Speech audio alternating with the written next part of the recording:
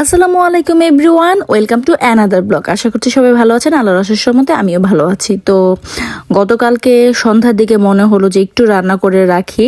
তো এখানে আমি গরুর মাংস নামিয়ে নিয়েছিলাম আর কিছু তিন চার আইটেমের সবজি কেটে নিয়েছিলাম ভাজি করার জন্য। তো বানারে দুইটা প্যান বসিয়ে দিয়েছি। এখন পরিমাণ মতো তেল আর পেঁয়াজ দিয়ে দিয়েছি।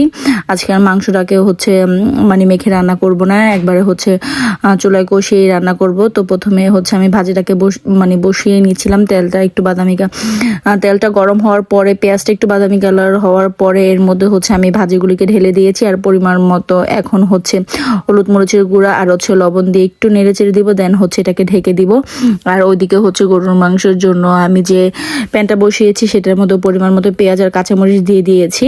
এখন একটু বাদামি কালার হয়ে আসছে। এখন এর মধ্যে পরিমাণ মতো আদা রসুন পেস্ট দিয়ে দিলাম আর স্বাদ মতো লবণ দিয়ে দিলাম।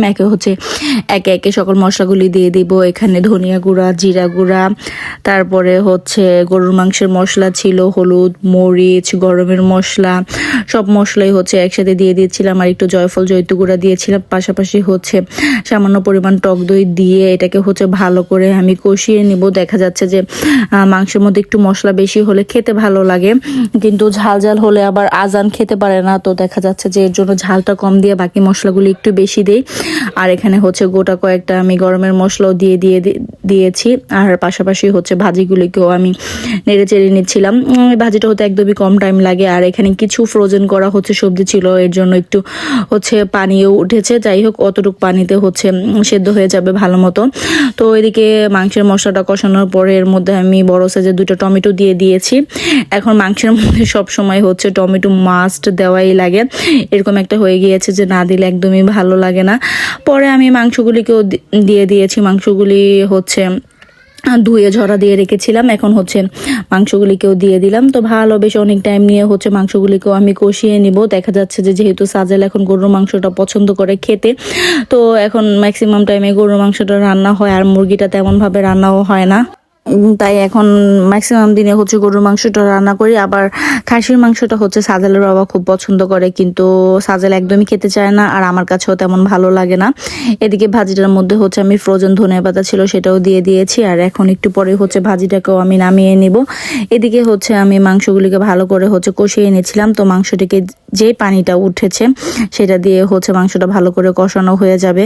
তো দেখা যাচ্ছে একটু পরে খুবই সুন্দর একটা কালার আসছে মাংসটার। আর এদিকে ভাজিটাও আমার হয়ে গিয়েছে। এখন ভাজির জালটা আমি বন্ধ করে দিব আর মাংসটাই শুধু রান্না করব। বাকি রান্নাগুলো দেখা যাবে যে বাকি রান্না বলতে একটা ডাল বা টক কালকে রান্না করব।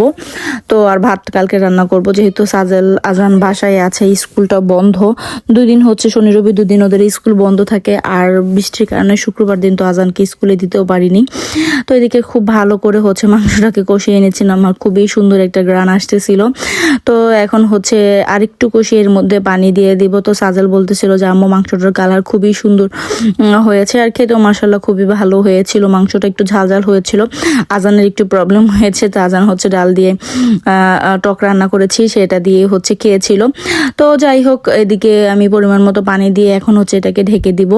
তো আর পাশাপাশি আমি অন্যান্য কাজগুলিও করে নিচ্ছিলাম। তো দেখা যাচ্ছে যে রান্না বসে বেশ অনেক কাজ করা যায়, অনেক কিছু গুছানো বা ঝাড়ু ঠাড়ু দেওয়া, ঘর মোছা, এইসব কাজগুলি রান্না বসিয়ে করা যায়।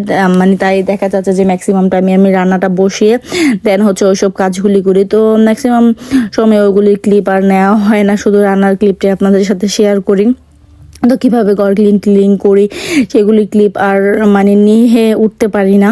তো ছোট ছোট করে রান্নার ক্লিপগুলি আপনাদের সাথে শেয়ার করি। আশা করি আপনাদের ভালো লাগবে। যারা এই পর্যন্ত ভিডিওটি দেখেছেন তাদেরকে অসংখ্য অসংখ্য ধন্যবাদ। যদি ভিডিওটি ভালো লেগে থাকে তাহলে অবশ্যই একটি লাইক দিবেন।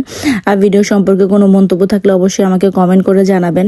ফেসবুক থেকে দেখে থাকলে অবশ্যই ফেসবুক পেজটিকে ফলো করে দিবেন। ইউটিউব থেকে দেখে থাকলে অবশ্যই ইউটিউব চ্যানেলটিকে সাবস্ক্রাইব করে দিবেন। তো এদিকে আমার মাংস প্রায় রান্না হয়ে গিয়েছে। আমি লাস্টে জিরা ফাঁকি দিয়ে এটাকে নামিয়ে নিয়েছি। একটু ঝোল ঝোল রেখেছি, যেহেতু পরের দিন আবার একটু জাল করাই লাগবে।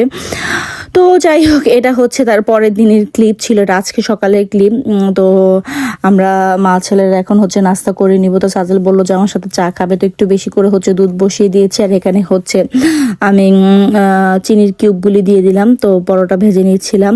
সাজেল খাবে হচ্ছে গরুর মাংস দিয়ে, আর আমি খাবো হচ্ছে ভাজি করেছিলাম যে গত রাতে, সেটা দিয়ে খাবো। তো আজান উঠে যেটা মন চায় সেটা দিয়ে জিজ্ঞাসা করব, তো ওইটা দিয়েই খাবে। তো নাস্তা করার পরে দেন আমি এদিকে টক আর ভাত বসিয়ে দিয়েছি। তো আর তো কিছুই মানে রান্না নেই, এখন হচ্ছে জাস্ট বাসার কাজ।